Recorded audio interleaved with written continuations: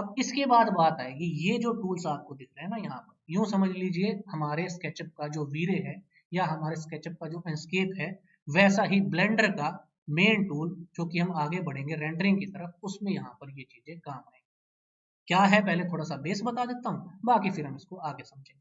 Normally पहले icon पे तो वही चीज आ रही है जो यहाँ पहला आइकन था ना, कि आपको किस एरिया में काम करना है पहले तो वो डिसाइड करो। तो हम चल रहे हैं 3D व्यू पोर्ट में, ये काम ठीक है। इसके बाद है यहाँ पे एक चाबी और एक पेचकस के जैसा टूल बना हुआ है, मतलब टूल्स के लिए आइकन बना हुआ है। इसमें यहाँ पे सेलेक्ट बॉक्स, ये ऑलरेडी यहाँ पर वैसे सेलेक्टेड है, स्क्वायर बॉक्स है, या फिर इसके ऊपर मतलब ओवरलैपिंग में जैसे है कि जो जो चीजें आ रही है उन सभी को सेलेक्ट करना है, या सिर्फ ऊपर वाली को सेलेक्ट करना है, नीचे वाली को नहीं करना। ये सिलेक्शन के लिए टूल रहते हैं। यूजुअली हम इसको या तो फर्स्ट वाला या लास्ट वाला रखते हैं। जैसे मानिए फर्स्ट वाले पे क्या है कि सीधा सीधा सिलेक्शन, कितनी भी चीज को सेलेक्ट करना है तो हम स्क्वायर सिलेक्शन रखते हैं ना, ज्यादातर यूज यही होगा। बाकी चीजें जब बड़े मल्टी प्रोजेक्ट पे काम करेंगे तब इनकी जरूरत पड़ सकती है। तो जब हम किसी इंटीरियर मॉडल पे आएंगे ना, मैं आपको ये डिटेल में एग्जांपल के साथ बता दूंगा। फिलहाल सिलेक्शन पे रखेंगे तो ये इसमें पहला टूल वाले में स्क्वायर सिलेक्शन हमारा रहता है, और इसमें हम ज्यादा कुछ भी चेंज नहीं करते। यहाँ पर वही वो ओरिजिन वाली बात है जो मैंने आपको इधर ऑप्शन में बताया था, किसी भी चीज का ओरिजिन चेंज करना हो, या तो आप यहाँ से ऊपर ऑप्शन से जा सकते हो, या फिर आप इसको सेलेक्ट रखते हुए इधर ओरिजिन टिक करोगे, इसको यहाँ से ओरिजिन इसका देख लो कहाँ पर है, उसको वहां से मूव कर सकते हैं। सेंटर से उठा के कोने पे रख दिया, मिड पे रख दिया, इधर रख दिया। जैसे ही आप इसका ओरिजिन अनटिक करोगे से ये बॉक्स कॉर्नर से ऑपरेट किया जाए, ठीक है ना। ये डायरेक्टली यहाँ ऑप्शन से भी किया जा सकता था, या ये जो चाबी और ये पेचकस वाला टूल वाला आइकन है इधर से भी किया जा सकता है, ठीक है ना। इससे आगे बढ़ते हैं। इसके आगे अब ये इसका है रेंडर इंजन का, ये जैसा यूं समझ लो आइकन तो कुछ ऐसा है जैसा कोई रेडियो या कैमरा या टीवी, मतलब बहुत सारा दूर से देखने में आइकन छोटा है ना, तो कैमरा के जैसा लगाइए रेंडर के लिए। इस रेंडर में जो बात हो रही है ना, जैसे ये ईवी रेंडर है और साइकिल्स है। वर्क बेंच को एक बार स्किप करिए, इसको काउंट ही मत करिए। ईवी जो है ये रेंडर करेगा एस्केप की तरह, जल्दी जल्दी रियल टाइम रेंडरिंग। जो भी काम हम यहाँ करेंगे तो साथ साथ हमें रेंडर करके मिल जाया करेगा, ये होगा ईवी रेंडर। और यही अगर साइकिल्स पे कर देंगे तो ये यूं समझ लीजिए वीरे, मतलब कि हमारे ब्लेंडर को समझ लीजिए स्केचअप, ईवी को समझ लीजिए एस्केप, और साइकिल्स को समझ लीजिए वीरे। साइकिल्स में काम करेंगे तो थोड़ा टाइम ज्यादा लेगा, क्वालिटी ज्यादा इंप्रूव करके देगा, वीरे के जैसे रेंडर होंगे। ईवी में करेगा रेंडर बढ़िया आ जाएंगे, पोस्ट प्रोडक्शन में और फोटोशॉप वगैरह में एनहेंस कर लेंगे, रियल टाइम रेंडरिंग होगी। तो कंपेरिजन अगर करोगे तो इससे थोड़ा सा क्वालिटी में डिफरेंस होगा, लेकिन बढ़िया रिजल्ट आ सकता है। अगर मॉडलिंग अच्छी होगी और मटेरियल सही लगाएंगे ना, तो ईवी बहुत बढ़िया और बहुत जल्दी काम देता है। एनिमेशन वगैरह में तो ईवी से हम बड़ी जल्दी जल्दी रेंडर कर सकते हैं। अगर साइकिल्स पे भी करेंगे ना और आपका पीसी बढ़िया है, आपके पास ग्राफिक कार्ड अच्छा है, तो आपका साइकिल्स में भी जल्दी रेंडर कर देगा। मतलब वीरे वाला उतना टाइम तो फिर भी नहीं लेगा कि 15-15 मिनट या 20-20 मिनट ले एक एक रेंडर को। लेकिन कहने का मतलब है कि अगर आपका साइकिल्स में बढ़िया चले, इसको सीपीयू को जीपीयू कर लेना और आपके ग्राफिक कार्ड पे रेंडर चलेगा, दी बेस्ट आएगा। और अगर फिर भी लगे कि भाई आपके पीसी की कन्फिगरेशन लो है, तो आप इसको ईवी पे रखते हुए और अकॉर्डिंगली इसमें यूज कर सकते हैं, ठीक है ना। तो यहाँ पे ये रेंडर वाली टैब में अभी मैंने सिर्फ आपको रेंडर के इंजन की बात बताई, इसमें आगे वही सब चीजें मिलेंगी जो हम आगे रेंडर सेटिंग वाले चैप्टर में इसको समझेंगे। कहाँ कैसे शेडो रखनी है, कहाँ कितना क्या रे ट्रेसिंग होगी, कैसा क्या डेप्थ ऑफ फील्ड होगी, मतलब जो वीरे में रेंडर सेटिंग्स वाली टैब होती है हम उसकी बात करें, ये वाला बटन, ठीक है ना। इससे आगे बढ़ते हैं। इसके बाद है जी आउटपुट। अब ऑब्वियस है कि आउटपुट तो ये जो 1920 1080 फुल एचडी का रेजोल्यूशन है, इसी से डबल करेंगे 2K या फिर 4K या फिर 8K, तो इमेज रेजोल्यूशन यहाँ मैनेज होगा। अकॉर्डिंगली ये भी रेंडर सेटिंग के टाइम काम होगा, क्योंकि ये जो जो भी टूल्स यहाँ बता रहा हूँ ये सारे इफेक्ट वाले रेंडरिंग वाले हैं। मॉडलिंग का काम इधर अलग है, रेंडरिंग का काम इधर अलग है। अभी हम रेंडरिंग वाले बेस ऑप्शंस को देखते हैं। इससे आगे बढ़ते हैं तो यहाँ पे है हमारा जी लेयर का। अब इसमें लेयर वाइज जो जो चीजें हम काम करेंगे ना, तो वो उन पे भी एडिटिंग में और सिलेक्शन में काम होगा। क्या कुछ लाइट है, कलर है, डिफ्यूज है, जो जो चीजें जैसी जैसी रहेंगी वो सारी यहाँ पे हम अकॉर्डिंगली मैनेज कर पाएंगे। इससे आगे ऑप्शन है जी हमारा सीन का।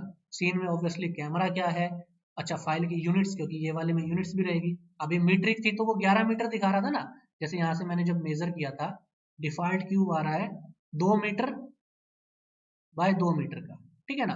तो कल जब हम इसमें काम करेंगे फाइल में, अभी तो टूल हो गए, कल से हम इसमें पहले फाइल की यूनिट पकड़ेंगे, इंच और फीट को पूरा करेंगे, एमएम को समझेंगे, ताकि जब भी आप वर्किंग करोगे तो अकॉर्डिंगली चाहे इंटीरियर हो, एक्सटीरियर हो या कुछ भी हो, आपकी फाइल की पकड़ पहले होनी चाहिए। तो ये यहाँ पे एक कोन है, उसके सामने सर्कल है, एक छोटा डॉट है, इस वाले सीन्स वाली प्रॉपर्टी में यूनिट में हम जाएंगे, साथ में इसमें और भी चीजें, सीन है, यूनिट है, ग्रेविटी है, सिमुलेशन है, बहुत सारी चीजें हैं जो कि आगे एनिमेशन तक में हमें फेजिंग इफेक्ट में भी काम आएंगे। ये भी हो गया। इसके बाद यहाँ पे अगला ऑप्शन है जी, ये है हमारा मटेरियल टाइप का, ये वर्ल्ड प्रॉपर्टीज का है। अब इसमें भी वही है, जैसे बैकग्राउंड वगैरह, सरफेस वगैरह, कलर, जो भी आइटम जैसे जैसे जो जो बनाएंगे ना, वो सारी मटेरियल सेक्शन वाला इसमें आता चल जाएगा। एक ये है वर्ल्ड का और एक ये नीचे है मटेरियल का। इसमें भी मतलब काफी सारी चीजें रहेंगी जो पर्टिकुलर चीजों को ऑपरेट करने में काम आएंगी। दोनों का ऑरेंज कलर का सर्कल के जैसा है, लेकिन ये वर्ड है, ये मटेरियल है। मटेरियल में हम बिल्कुल नॉर्मल जैसे नए मटेरियल बनाते हैं, इमेज डालते हैं, उसमें कितनी रफनेस है, कितना IOR है, अल्फा है, नॉर्मल है, डिफ्यूज, जो भी हम PBR मैप या कैसा स्टील, लोहा, लकड़ी कुछ भी बनाएंगे मटेरियल्स है, ठीक है ना। फिलहाल वर्ल्ड वाले को स्किप करते हैं, इसमें भी नोट्स वगैरह मैनेज करने में काम आएगा, मैं आपको आगे डिटेल में बताऊँ। इसके आगे है जी अपना कलेक्शन का। अब ये जो ऊपर आप देख रहे थे ना, बेसिकली ये है लेयर्स में काम करना, पर लेयर्स का भी ग्रुप बना देना। एक कलेक्शन के अंदर क्या है, कैमरा है, कौन है, ये है, ये है, ये है, इसको एक कलेक्शन रख दिया। अब मान लो मैं एक नया घर इंपोर्ट कर देता हूँ इसमें, तो उसकी ऑटोमेटिकली दूसरी कलेक्शन बन जाएगी। अगर नहीं बनेगी तो हम उसको सेलेक्ट करके दूसरी कलेक्शन बना सकते हैं। मतलब कि एक रूम को हमने एक कलेक्शन दे दिया, दूसरे रूम को दूसरा कलेक्शन दे दिया, तीसरे रूम को तीसरा कलेक्शन दे दिया। ऐसा करके हम अकॉर्डिंगली कलेक्शंस यहाँ पे बना सकते हैं, उसकी डिटेल इधर रहती है डब्बे के अंदर, बॉक्स के अंदर। इसके साथ में आपका है जी ऑब्जेक्ट का। अब ये पर्टिकुलर एक ऑब्जेक्ट की प्रॉपर्टीज की बात है, जैसे 3ds Max में भी होता है, जब हमें किसी चीज को एडिट करना रहता है। जैसे ये क्यूब है, मैंने चेक किया था तो ये 2 बाय 2 मीटर का आ रहा, ठीक है। हम चाहते हैं इसको दीवार के जैसा बनाना, तो दीवार कितनी होती है, 9 इंच वाली दीवार को मीटर में लेंगे तो 0.23 मीटर थिकनेस होगी ना। वो यहाँ पे देखिए इसकी सारी जो डिटेल है ना, जैसे अभी इसकी लोकेशन दिखा रहा है, इसके कोऑर्डिनेट्स, इसका रोटेशन, इसका स्केल, इसका जितने जो भी डिटेल है वो सारी डिटेल दिखा रहा है। अकॉर्डिंगली हम इसको यहाँ से भी मैनेज कर सकते हैं। इसके अलावा ये एक छोटा सा एरो रहता है इनके पास, ये जो अपना एक्सिस है, इस पे क्लिक करके ना इसकी यहाँ पे ये डायमेंशंस आ रही है। एक्स पे ये 2 मीटर है, वाई पे ये 2 मीटर है, जेड पे ये 2 मीटर है। तो एडिटिंग के लिए हम क्या करते हैं, मैं चाहता हूँ इसको 2 metre by 2 metre, 2 metre width की, 2 मीटर हाइट की, लेकिन मोटाई हो सिर्फ 9 इंच की दीवार बनाने के लिए। तो कैसा होगा, जिधर पे भी बनाना है, अब चेक कर लो, इधर पे जो एक्सिस है, रेड वाला है एक्स एक्सिस, रेड की तरफ तो मुझे ये ऐसा ही चाहिए कि भाई ये इधर पे 2 मीटर की लंबाई ठीक है, जेड पे भी ठीक है। तो वाई में मुझे इसकी मोटाई कम करनी है ना, मैं वाई पे इसको बोलता हूँ 0.23, एंटर हिट करता हूँ। अब ये यहाँ पर 9 इंच मोटाई की दीवार की बात आने लगी। मतलब कि इधर यहाँ से हम इसका जितनी लंबाई, जितनी ऊंचाई और जितनी मोटाई करना चाहें दीवार की, वो कर सकते हैं अकॉर्डिंगली। अब जैसे ये क्यूब ले लिया, नॉर्मली स्केचअप में क्या करते थे, जल्दी से रूम बनाना होता था, इसको लेके मूव टूल लेके कंट्रोल प्रेस करते थे ना उसमें, इसमें मैंने आपको बताया शिफ्ट D, डुप्लीकेट किया, कौन से एक्सिस पे ले जाना है, एक्स पे नहीं, वाई पे, हाँ जी वाई पे। दूरी कितनी पे ले जाना है, मान लीजिए 5 एंटर कर देता हूँ, तो 5 मीटर की दूरी पे एक कॉपी हमें मिल गई। इन दोनों के बीच का डिस्टेंस 5 मीटर है। एक बार थोड़ा दूर रख के आपको मैं इनको दिखा देता हूँ, ठीक है ना। कहने का मतलब ये कि जो नॉर्मल मॉडलिंग है उसकी एडिटिंग का यहाँ भी ऑप्शन था। ये जो ऑरेंज कलर का बॉक्स है, इसके अंदर एक पर्टिकुलर चीज की सारी डिटेल आ जाएंगी कि उसकी कुंडली क्या है, क्या ये ऑब्जेक्ट था, क्या इसकी हाइट विड्थ थी, क्या इसके मटेरियल है, सारा कुछ अगर आपको जानना हो तो वो आप यहाँ से, ऑरेंज वाला जो है ना अपना, इसके अंदर ये यहाँ पर इसकी प्रॉपर्टीज है। इसके बाद यहाँ पे ये जो चाबी के जैसा बना, जो सेटिंग अपना पर्टिकुलर नट बोल्ट खोलने वाली चाबी रहती है, तो ये यहाँ पे इस आइकन से मॉडिफायर आएगा। ये बहुत काम की चीज है। मॉडिफायर के अंदर अलग अलग मॉडिफायर हमें मिलते हैं, जैसे कि एडिट के लिए है, अलग अलग ऑप्शन यहाँ रहेंगे। ये मैं आपको एक एक करके लाइव एग्जांपल में बताऊंगा, तभी आप समझ पाएंगे। नाम से आप आइडिया ले सकते हैं, यूवी प्रोजेक्ट, यूवी रैप, जो जो चीजें किसी पर्टिकुलर, जैसे मानो एक एग्जांपल याद आ रहा है, कोई भी पेप्सी की बोतल है या कोई कैन है कोल्ड ड्रिंक का, उसके ऊपर जो कवर रहता है ना, उसको बना के उसको घुमा के प्रॉपर चढ़ाना, तो उसमें ये वाले टूल्स काम आए, ये आगे काम आएंगे।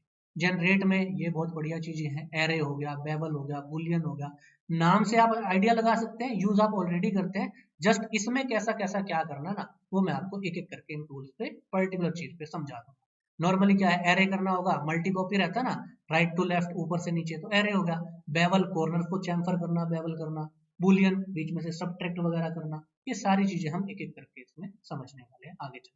डीफॉर्म में भी कुछ और मॉडिफायर्स हैं, नॉर्मल्स में भी कुछ मॉडिफायर्स हैं, फिजिक्स के कुछ मॉडिफायर्स हैं। तो ये सारा इस मॉडिफायर के अंदर रहेगा, जिनको कि हम आने वाली क्लासेस में एक एक करके समझेंगे, ठीक है ना। उसके बाद अपना है पार्टिकल्स का, तो एक और नेक्स्ट लेवल हो गया। पार्टिकल आग का हो सकता है, या चिंगारियां जो निकलती हैं, कोई भी किसी तरह का, जैसे वेल्डिंग करते हैं तो जो चिंगारियां रहती हैं, कुछ भी कैसा भी फायर का पार्टिकल्स का निकलना बनाना, वो सारा इसके अंदर है, पार्टिकल्स नाम से, पार्टिकल प्रॉपर्टीज। इसके बाद है जी फिजिक्स। ये फिजिक्स तो मतलब एक नेक्स्ट लेवल काम हो जाता है, एनिमेशन में ही काम आएगा। सपोज जैसे ये दीवार है, फिजिक्स में हमने इसको पर्टिकुलर एक सॉलिड बना दिया, रिजिड बॉडी वगैरह, उसके बाद एक बॉल लेकर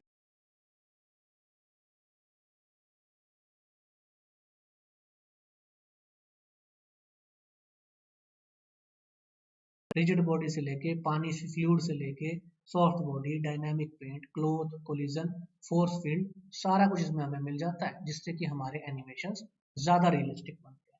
जैसे मानिए आपने अगर फैन चला रखा है अपने रूम के एनिमेशन में, ऊपर सीलिंग फैन चल रहा है, साथ में जो कर्टेन आपने लगा रखा है ना, नॉर्मली पहले हम एनिमेशन दिखाते हैं, वॉक थ्रू दिखाते हैं, तो पंखा तो चलता हुआ दिखाया जा सकता है, लेकिन वो पंखा हवा फेंक के पर्दा हिला रहा है, ये नॉर्मली हमारे एस्केप वगैरह में नहीं रहता, वो हम यहाँ वो भी दिखा पाएंगे। इसमें जब फोर्स वगैरह डाल देंगे ना, पर्टिकुलर पंखा चल रहा है, वो तो ये इल्यूजन करेगा कि फैन रोटेट हो रहा है, पंखा घूम रहा है, लेकिन उससे हवा भी आ रही है और पर्दा हिल रहा है, उससे हवा से उड़ रहा है, तो वो चीज भी यहाँ तक इसको रियल बनाने में काम आएगी। ये फिजिक्स वगैरह बहुत ज्यादा डिटेल काम आएगी हमें आगे चल के एनिमेट करने। इससे आगे चलते हैं, इसके बाद यहाँ पे ऑप्शन है ऑब्जेक्ट कंस्ट्रेन का।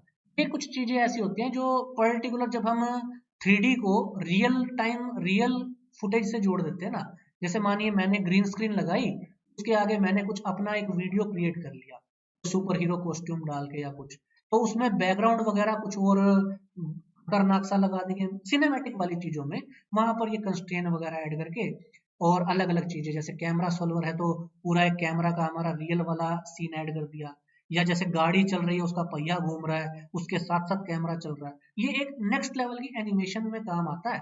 फिलहाल हमारे इंटीरियर एक्सटीरियर आर्किटेक्चर में इसकी इतनी ज्यादा जरूरत नहीं है, लेकिन अगर प्रोफेशनली वीडियो एडिटिंग और सिनेमैटिक की बात करें तो उसमें ये बहुत काम है। आगे चल के जो भी बेसिक होगा ना, पहले हम अपनी चीजें पूरी कर लेंगे, उसके बाद जो जो इसमें लगा पाएंगे वो भी हम इसमें पूरा कर लेंगे। तो ये भी हो गया। उसके बाद एक ऑप्शन है डाटा का। डाटा में ऑब्वियसली यहाँ पर जैसे वर्टेक्स ग्रुप्स है, यूवी मैप्स है, किसमें क्या कलर एट्रीब्यूट है, डाटा रहेगा पर्टिकुलर एक चीज का, और उसके बारे में हम एडिटिंग और मॉडिफाइंग लगा पाएंगे।